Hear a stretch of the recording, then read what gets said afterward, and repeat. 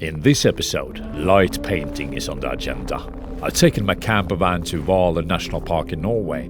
It's dark and the landscape has just been covered in fresh snow. A mystical atmosphere settles along the edge of the forest. I'm searching for ghostly tree formations to photograph. Let the episode begin. Hi, welcome to today's episode. I've just finished some work. It's Friday evening and I've taken my van to go a bit out hiking again to do some photographs. This is Hvaler National Park, and I think we've been here a few episodes ago actually. But there's one thing that has changed, and that is that the snow has come down now. So I really like to see this landscape with some white snow on it. So I'm gonna pack my bag, pack my cameras, and we're gonna do a hike, a tiny hike. I don't want to walk around till like 2 o'clock in the morning, because I want to go up and get a sunrise tomorrow.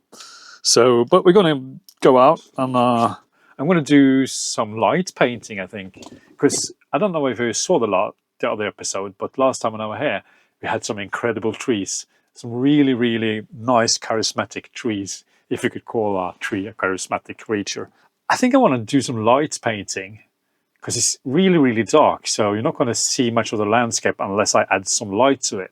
So I'm going to do that. I'm going to go out, bring my, I have to bring that as well. Torches for some light painting and my headlights. And we're going to go out and try to find those cool trees and then do some night photographs. I haven't done that. I haven't done light painting for many, many years. It's about time to do it again, isn't it? It's like riding a bike. I don't think I forgot how to do it. It's quite simple. So let's go outside. Let's pack my bag and then let's go outside.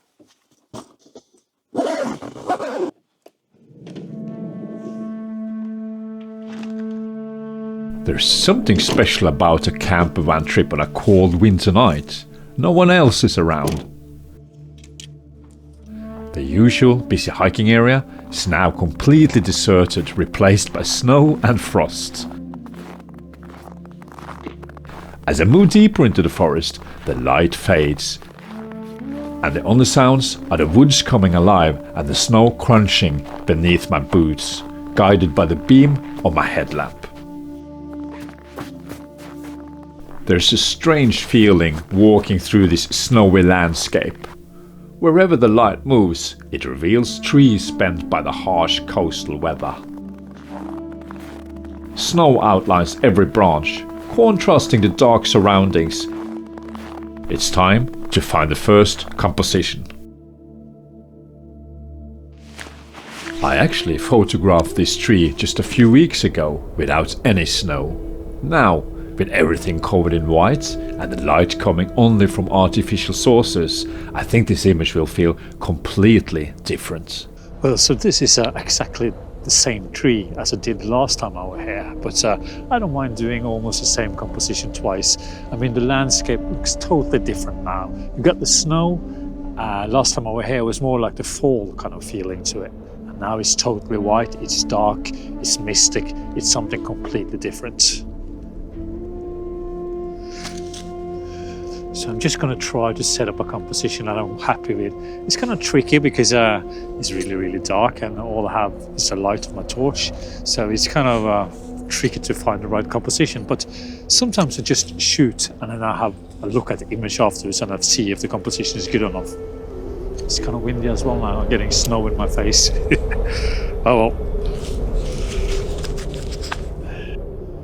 Well, when I'm going to do the white balance, I'm going to shoot manual white balance on this one. That's because I don't want it to change too much while I'm doing the photographs.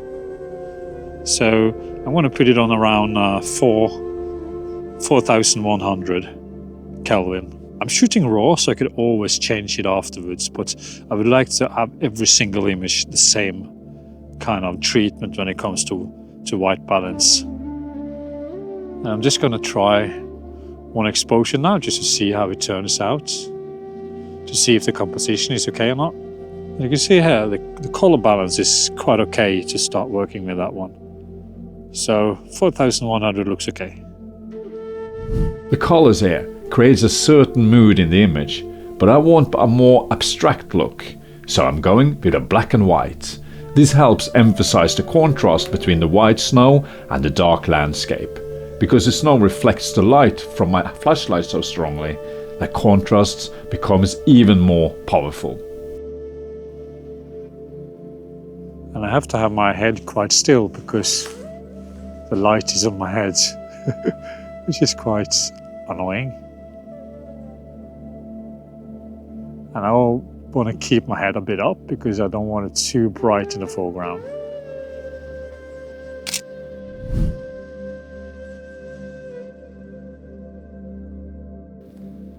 I kept moving deeper into the forest, where I quickly found my new compositions. The trick is to set your camera to a long exposure, then walk around and light up the different parts of the landscape you want to highlight in the image.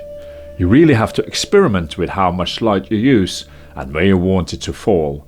You're literally painting with light. So what I'm doing is just playing around because it's kind of hard to imagine how it's going to look. So it's still about trailing or failing, you know. It's all about playing around with these kind of tricks and just see how it turns out. Just lit up this place, lit up the other place, and then maybe combine them afterwards in Photoshop.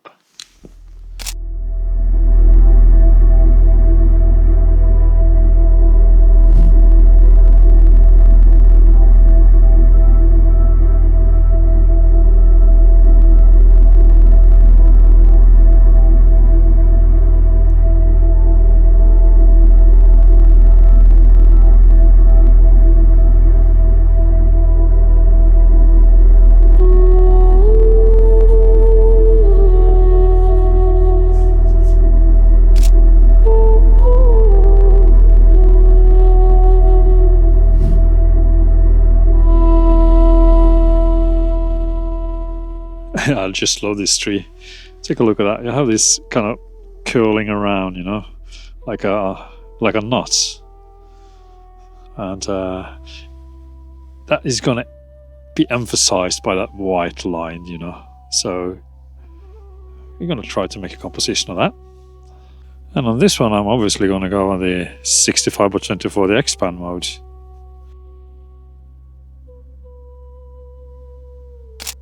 So now you can see how the dramatic light over here, but is it kind of a bit too harsh on that side?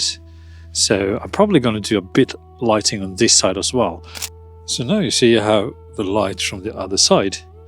So I like to have both of them because then I can combine them afterwards.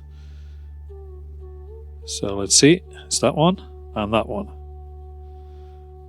And they're both dramatic lights, but the dramatic light from each side. So it's always nice to have that kind of combos so you could combine them afterwards in Photoshop. I took multiple exposures using the same camera settings, but lighted the scene differently each time. This allows me to combine them later in Photoshop, choosing the best areas from each individual image.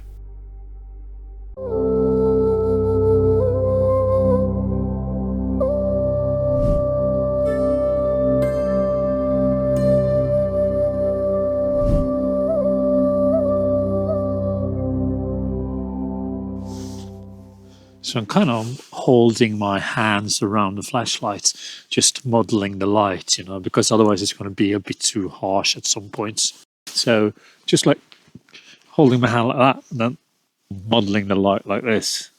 And on this composition as well, I want to have that side light because the side light gives a bit more dramatic feeling to the image than just having the light straight on, you know.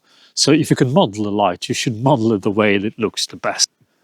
So as you can see here, I'm just standing on the side of this tree and I'm just pointing with my flashlight, you know, just playing around with the lights. Just going a bit, I don't want too much on this side. So sometimes I'm going to move on that side as well. Otherwise it's going to be a bit too harsh fronting the image or fronting the camera.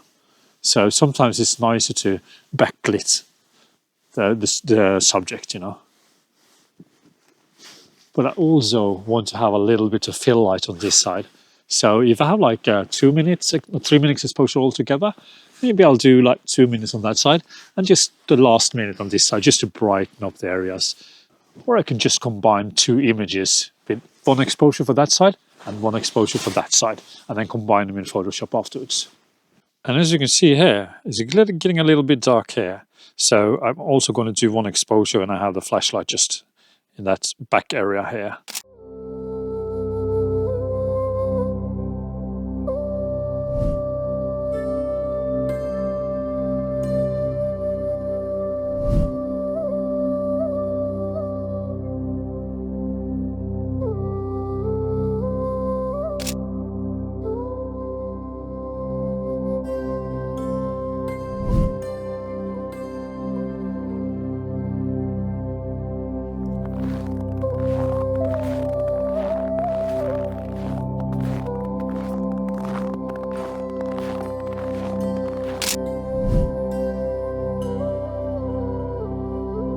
Light painting turned out to be a lot of fun. I'd definitely be doing this again. It left me wanting more, but my fingers are officially done, so it's time to head back to the camper and warm up.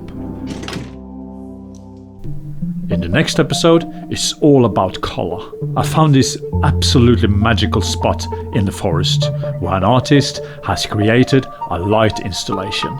Such a beautiful place. See you in the next one.